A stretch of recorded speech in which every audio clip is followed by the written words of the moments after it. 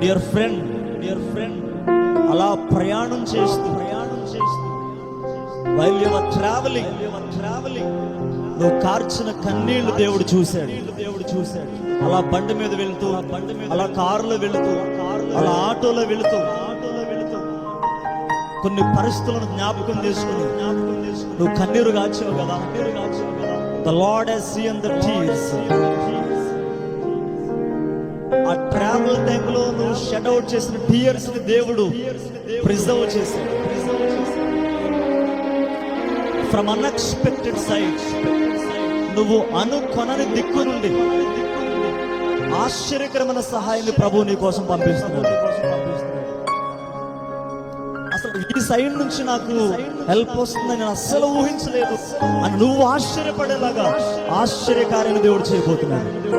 ఆనాడు ఇస్సాకుకు బదులుగా పొదల చాటున పొట్టేలును దేవుడు సిద్ధపరిచినట్టుగా సంథింగ్ నీ కోసం దేవుడు ఏదో సిద్ధపరచాడు.